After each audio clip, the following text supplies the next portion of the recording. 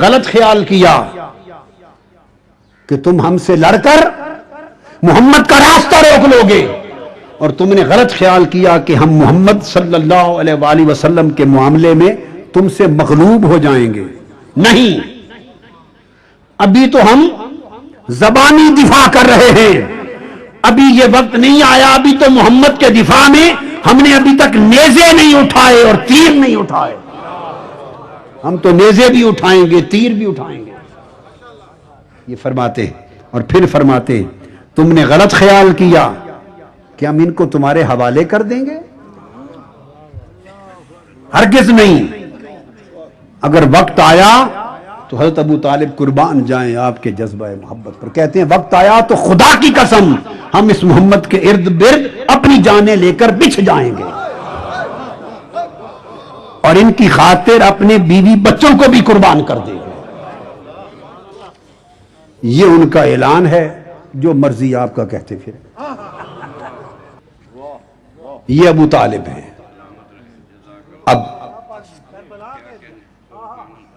اور پھر آگے آگے چلیے، یہ تو قحط تھا جو اس دور ابو طالب میں آیا، اور توسل چہرہ مصطفیٰ کا کیا کعبۃ اللہ کے صحن میں، جہاں لات منات 360 بت، اندھے گونگے بہرے بت اپنی حال کی نگاہوں سے ابو طالب کو تک رہے ہوں گے کہ ہم 360 پڑے ہیں اور بارش اور کات میں وسیلہ محمد کا دے رہا ہے، ہمیں نہیں تکتا، تمہیں کیوں تکے؟ اس کے کوئی غرض واسطہ ہی تمہارے ساتھ نہیں، وہ موحد ہے۔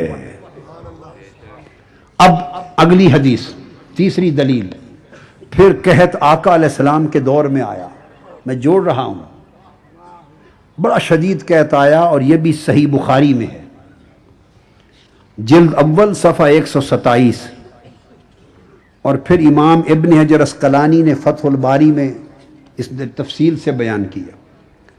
پھر اس کے بعد فتح الباری کے علاوہ یہ پھر ابن عبد البر نے بیان کیا تمہید میں، پھر امام سہیلی نے بیان کیا، پھر امام طبرانی نے بیان کیا المعجم الکبیر میں، اور تمام محدثین میں، جن میں اول امام بخاری الجامع الصحیح میں روایت کرتے ہیں۔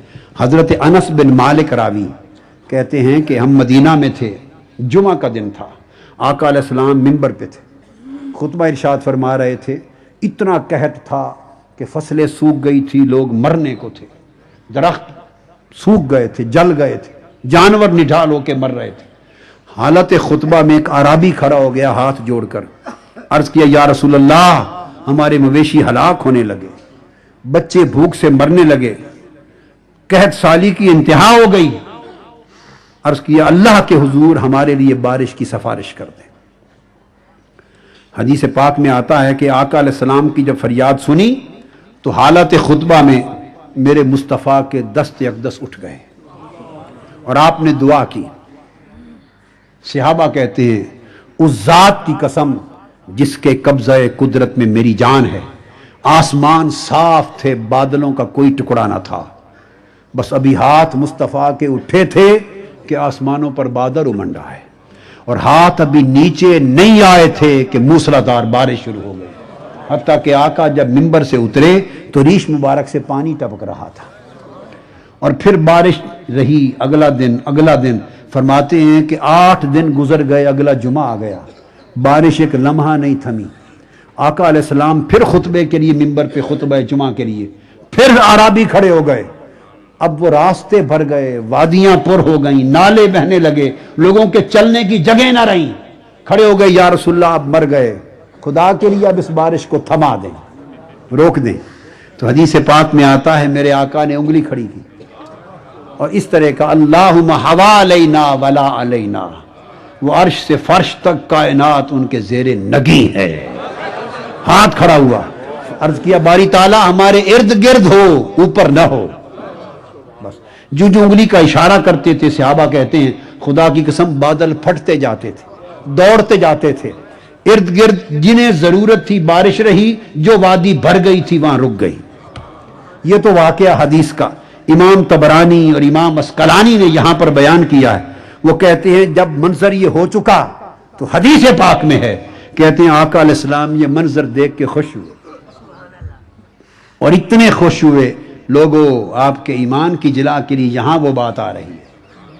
جب منظر دیکھ کے خوش ہوئے، اب یہ اس وقت کی بات ہے مدینہ کی، جب حضرت ابو طالب اس دنیا میں اس میں نہیں تھے، مدینہ کی بات ہے۔ تو جب خوش ہوئے میرے آقا صلی اللہ علیہ وسلم، اور منظر دیکھ کر، اور حدیث میں آتا ہے کہ آپ اتنے ہنسے کہ دندان مبارک نظر آنے لگے منظر دیکھ کے، اور ایک ہی بات کہی، کیا؟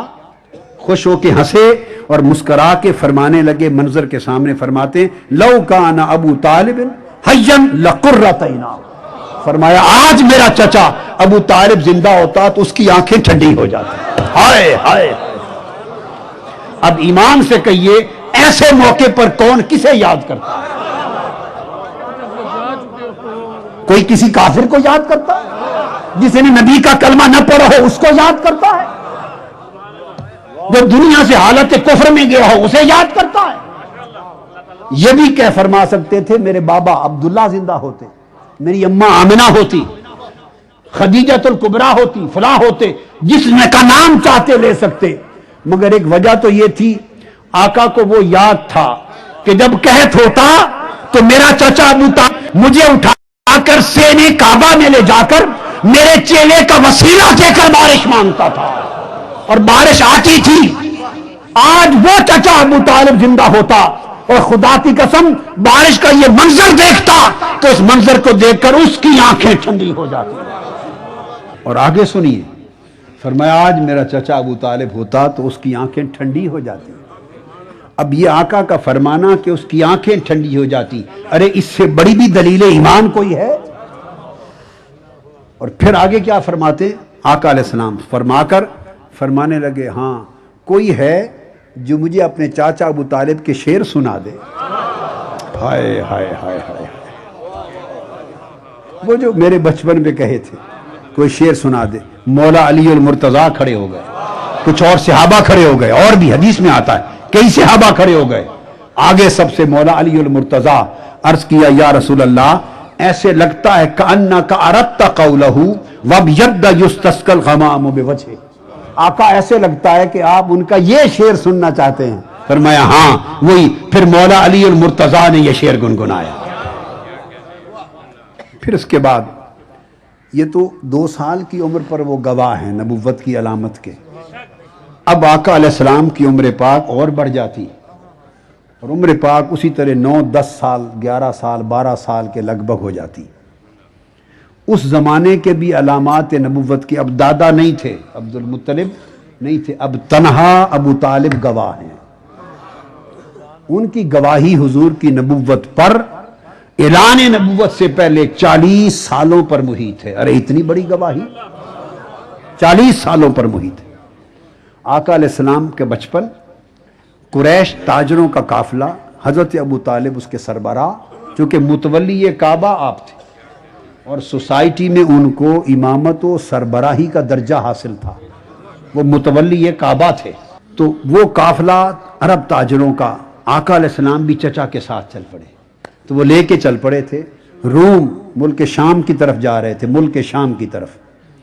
راستے میں، اور یہ جو حدیث بتا رہا ہوں واقعہ، یہ جامع ترمذی میں حدیث ہے، جامع ترمذی مرقم حدیث جو جلدیں ہیں نئی، اس کی جلد 6 صفحہ 14 حدیث کا نمبر 3920۔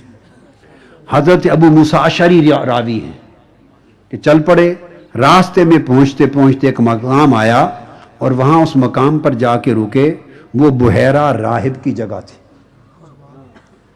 آقا علیہ السلام کو جب اتارنے لگے تو وہ دوڑ کر بحیرہ راہب، ضعیف العمر راہب تھا، یہ وہی راہب ہے جس سے حضرت سلمان فارسی ان کے شاگرد تھے، اس کی زیر تربیت تھے، اس سے حضور کی باتیں سن سن کر حضرت سلمان فارسی غائبانہ عاشق مصطفیٰ ہو گئے اور وہ ان سے باتیں سن کر مدینہ آ گئے تھے کسی یہودی کے غلام بن کر، تاکہ جب یار یہاں آئے گا تو پھر میں حضور کی غلامی میں چلا جاؤں گا۔ وہ بحیرہ راہب، اس نے حضور کو دیکھا، قریب آ گئے اور آ کے اتارا اور ساتھ لے گئے، اور آ کے آقا علیہ السلام کا ہاتھ پکڑ لیا، اور ہاتھ پکڑ کے ان کے الفاظ ہیں فقالا فجاء فاخذ بید رسول اللہ صلی اللہ علیہ وسلم فقال